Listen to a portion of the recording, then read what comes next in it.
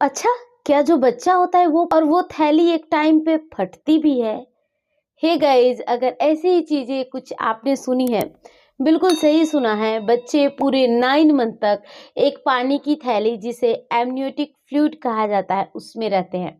और इस amniotic fluid का भी एक मात्रा होता है। मात्रा कभी भी कम नहीं होनी चाहिए पानी की। इसलिए सभी आपको सजेस्ट करते हैं कि पानी की मात्रा भरपूर लीजिए। मेन क्वेश्चन ये आता है यहाँ पे कि अगर पानी की थैली फट जाती है तो कब तक बच्चे को सुरक्षित बचाया जा सकता है?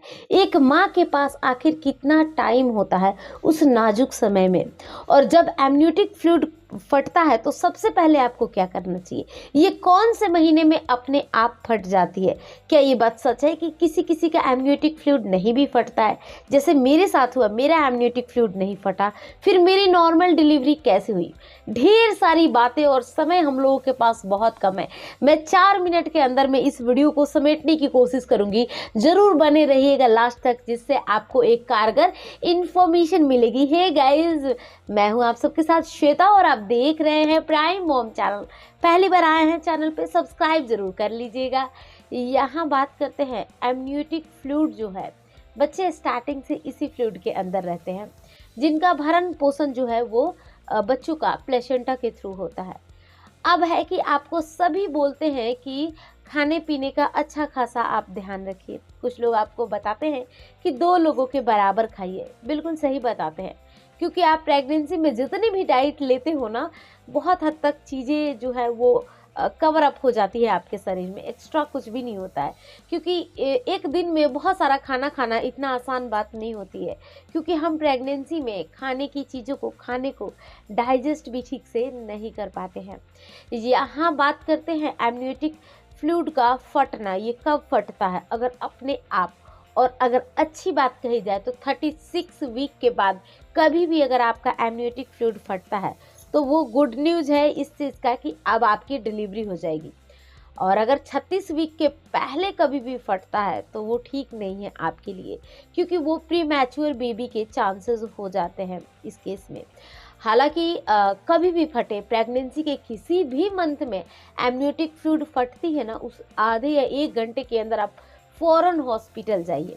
अब मैं अपने बारे में बताती हूँ, जिससे आपको बहुत मदद मिलेगी।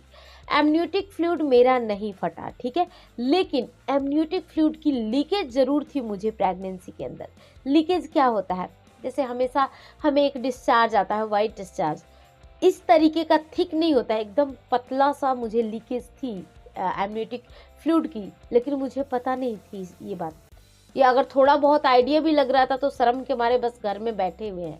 तो वहाँ मैंने गलती की, वहाँ मिस्टेक की, जिस वजह से बच्चा जिस पानी की थैली में था वो पानी धीरे धीरे 1 डेढ़ महीने के लीकेज में वो पानी निकल गया। मेरा टाइम 39 वीक चला गया था। 39 वीक पे बच्चे की हलचल भी नहीं आ रही थी, प्रेगनेंसी बिल्कुल सीरियस हो चुकी थी, पानी की थैली भी नहीं फटा था, कुछ भी नहीं हुआ। मैं डायरेक्ट डॉक्टर के पास गई और डॉक्टर ने चेक किया, अल्ट्रासाउंड किया। डॉक्टर बताया कि फ्लूइड तो है ही नहीं, बिना फ्लूइड के बच्चा फंसा हुआ है 2 दिन से, सिचुएशन बिगड़ती दिख रही है। उस टाइम डॉक्टर ने 2-3 ड्रिप जो है वो पानी चढ़ाया मुझे, जिस वजह से फ्लूइड आया एमनियोटिक फ्लूइड के अंदर और बच्चा हलचल करना स्टार्ट किया। जब मुझे फ्लूइड चढ़ाया गया था, पानी की ड्रिप चढ़ाई गई थी, उसके 2-3 दिन बाद मेरी नॉर्मल डिलीवरी अपने आप हो गई और मुझे लेबर पेन भी आ गया।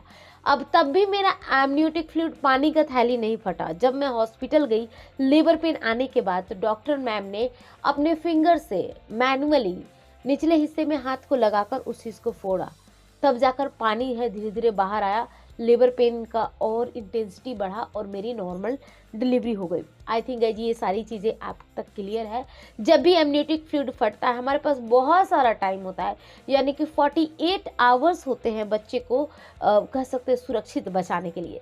मिलती हूँ गाइज नेक्स्ट वीडियो में। 4 मिनट से ऊपर जा रही है, बातें करते करते समय का पता नहीं चलता है एक्चुअली। अब आप अपने बारे में बताइए। थैंक्स फॉर वॉचिंग गाइज, मिलती हूँ कल की वीडियो में, तब तक के लिए bye bye and take care.